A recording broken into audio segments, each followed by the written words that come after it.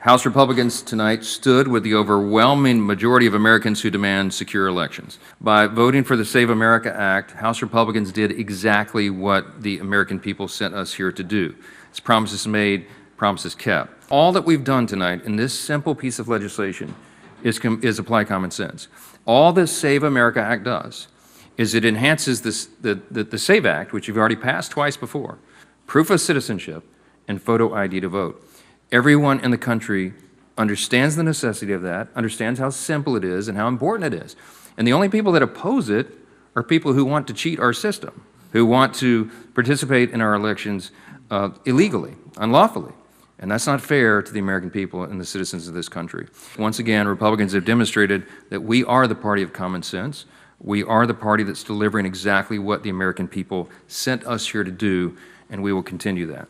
House Republicans tonight stood with the overwhelming majority of Americans who demand secure elections.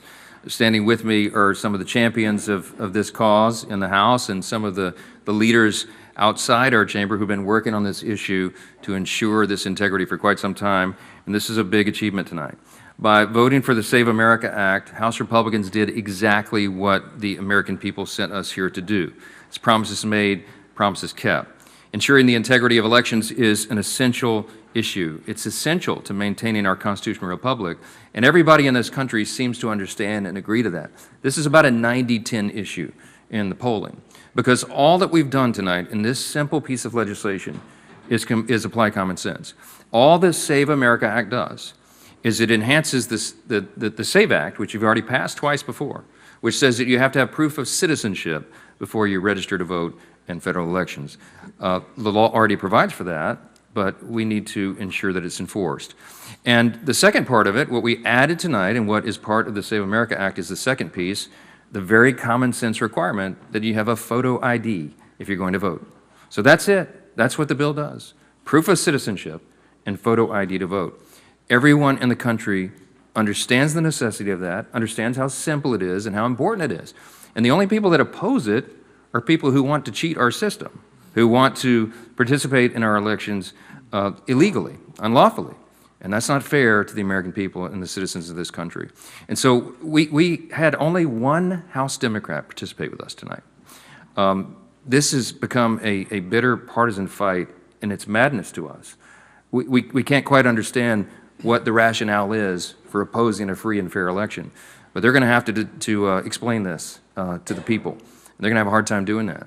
Now, this bill, having passed the House, will now go to the Senate.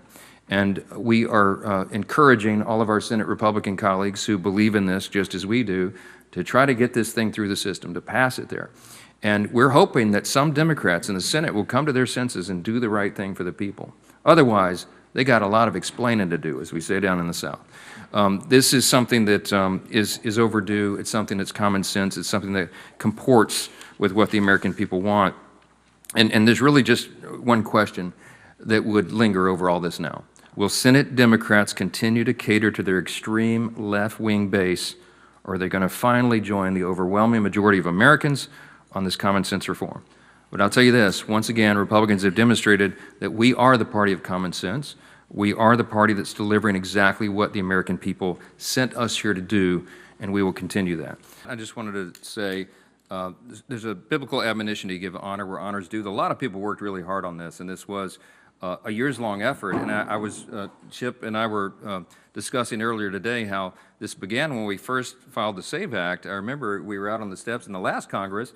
Cleta Mitchell was there, and Ken Cuccinelli, Jenny Beth Martin, Tea Party Patriots. All of our friends are there, many here with us tonight. They were out on the steps advocating for this. And when we presented it, we presented it as a matter of common sense, and the American people agreed with that. And in recent days, you've had people like Scott Pressler up here who's just been online just hammering this thing over and over and making sure that people are aware of this. And it really took all that effort from the outside to here inside the building to make this happen, and it's, again, delivering on our promises. So a couple questions about this. We'll be happy to do it. Yeah, yes, sir.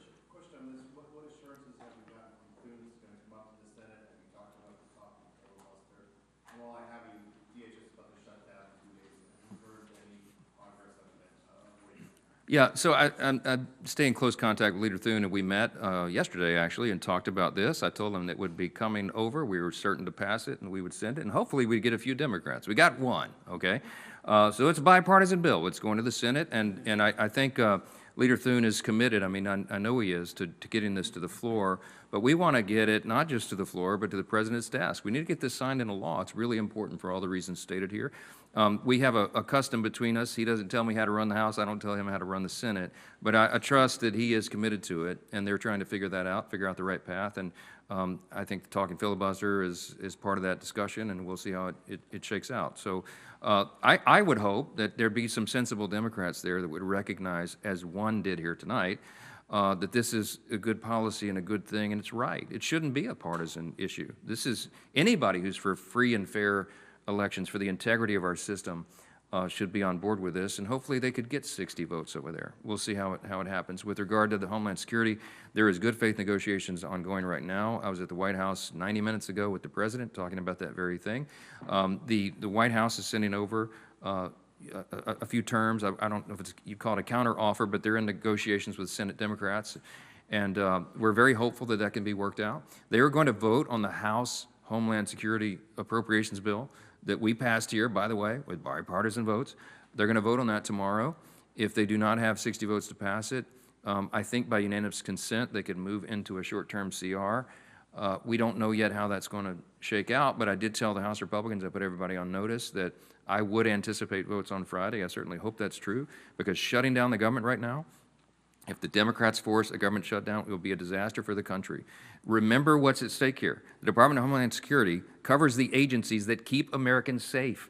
You're talking about the Coast Guard, you're talking about FEMA, Secret Service, TSA. No one wants flight delays. We don't need another Democrat shutdown. They already gave us the longest one in history last fall, and we've had enough of that. So let's hope cooler heads prevail and we get this done, and we do not have to shut the government down. Yes, ma'am. Last question. During the 43-day shutdown, you made the decision to not have the House in for almost the entirety of that if DHS shuts down. Do you plan to keep the recess next week? Do you plan to keep the House out? Do you plan to bring them back? How are you planning to handle it? Well, I'm not going to forecast what will happen because we don't know. The scenario I just painted for you is the one I expect. No deal yet, but I mean, I do believe that at least the White House is operating in good faith, and I can testify to that because I was just with the group and the president himself. We'll see how the Democrats receive that. This would be different than the full government shutdown for 43 days. And we will do whatever is necessary. Republicans will do whatever is necessary to get the government open. If it looks like we have an opportunity to do that, then I would press for it. If it's a short-term CR, that would cover next week. People have very important events in their districts, serving their constituents, doing that hard work, and that's always of high importance and high priority. So we'll have to make that decision depending on the circumstances as they develop, so stay tuned. Appreciate y'all being here so much. Thank you so much.